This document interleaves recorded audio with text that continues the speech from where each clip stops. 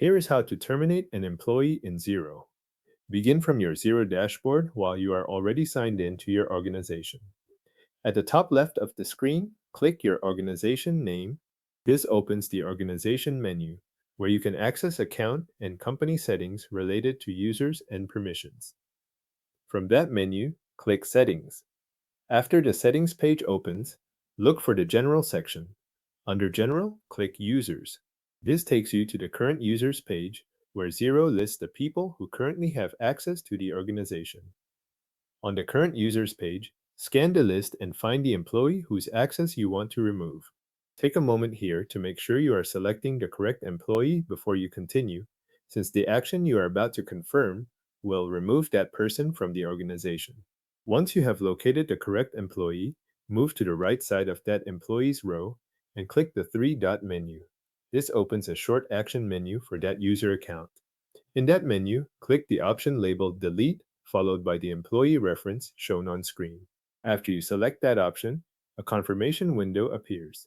The message in this window explains that the employee will no longer have access to the Xero organization if you continue. Read that prompt carefully so you know exactly what will happen when the deletion is confirmed. If everything looks correct, click Delete in the confirmation window.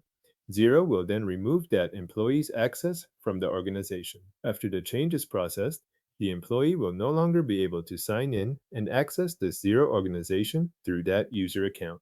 This process is handled from the user's area because it is specifically tied to organization access. If you are reviewing several user accounts on this page, stay focused on the current row so you do not open the menu for the wrong person. The three-dot menu appears on the far right, and the delete option is available directly from there. If the confirmation window is on screen, that means you are at the final review point before access is removed. Once you click delete, the action is confirmed and the employee is removed from the organization's current user list. At that point, their access is no longer active for this Xero organization. That completes the removal using the standard user management path inside Xero, starting from the organization name menu, then settings, then users, and finally the delete action for the selected employee. Thanks for watching.